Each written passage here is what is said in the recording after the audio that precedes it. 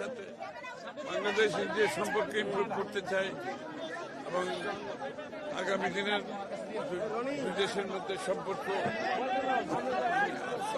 আরো শক্তিশালী করতে চাই। জেনারেল কথাবার্তা, এরকম স্পেসিফিক কোনো কিছু নেই। আগামী মন্ত্রিসভা নিয়ে কোনো আলোচনা হয়েছে কিনা আপনাদের বৈঠকে? মন্ত্রিসভা নিয়ে কোনো আলোচনা হয়নি। এমনি আপনাদের জাতীয় সরকার গঠনের কথা বলেছেন, আগে আগে আপনাদের ইশতেহারেও এটা ছিল, চেয়ারম্যানও বলেছেন, আপনারা বলেছেন।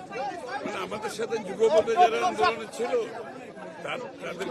তাদেরকে সাথে রেখে আমাদের 31 দফা বাস্তবায়ন এবং জাতীয় সরকার গঠন করা বলা হচ্ছে। আচ্ছা, এই তো আপনাদের যে গণতান্ত্রিক বিজয় বলা যায়, আপনারা নেতারাও বলেছেন জনতার বিজয়, গণতন্ত্রের বিজয়। দীর্ঘ ফেসিবাদ বিরোধী আন্দোলনের পর আপনাদের লড়াই সংগ্রামের যে প্রত্যাশা সেটা পূরণ হয়েছে। আপনারা যে ফলাফল এখন পর্যন্ত বেসরকারিভাবে পেয়েছেন, এটা আপনাদের প্রত্যাশিত ছিল? একটা কথা বুঝতে হবে যে বাংলাদেশের, এই কথাটা আমি প্রতিনিয়ত বলে যাচ্ছি, বাংলাদেশের যে কোনো কঠিন সময়, যে কোনো ক্রান্তি লগ্নে বাংলাদেশের মানুষ বারবার বাংলাদেশ জাতীয়তাবাদী দলের উপর আস্থা রেখেছে। এবারও সেই কাজটা বাংলাদেশের মানুষ বাংলাদেশ জাতীয়তাবাদী দল এবং তার নেতৃত্বের উপর আবারও আস্থা রেখেছে। বিগত দিনও ক্রান্তি লগ্নে কঠিন সময়ে যখনই আসছে সেটা বিএনপির উপর আস্থা রেখেছে। এবারও তারা তাই করেছে, কারণ তারা জানে একমাত্র বিএনপির মাধ্যমে যে কঠিন সময় থেকে আমাদের উত্তরণ ঘটাতে হলে বিএনপির মাধ্যমে সেটা করতে হবে, বিএনপির নেতৃত্বের মাধ্যমে সেটা করতে হবে। এবং বিএনপির নেতৃত্ব তারেক রহমান সাহেব উনি যে পরিকল্পনার কথা বলেছেন, যে প্ল্যানের কথা বলেছেন, এটা বাংলাদেশের জনগণ এটার উপর আস্থা রেখেছে। আমরা জয়ী হয়েছে বলছি না, কিন্তু আমরা বলছি আমরা বাংলাদেশের জনগণের আস্থা অর্জন করেছি।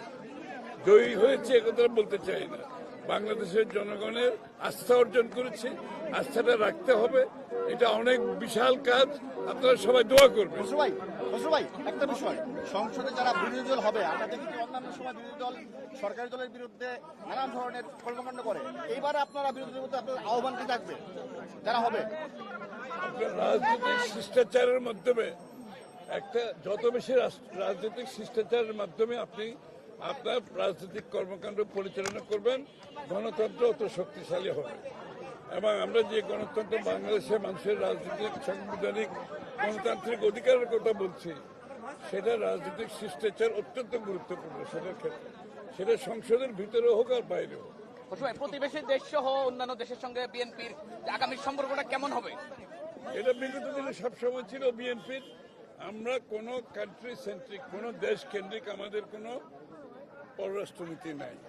আমাদের পররাষ্ট্রনীতি সব দেশের সাথে, বাংলাদেশের মানুষের সাথে, বাংলাদেশের সাথে, এবং কোনো কান্ট্রি সেন্ট্রিক, কোনো দেশ কেন্দ্রিক আমাদের কোনো পররাষ্ট্রনীতি নাই। Thank you.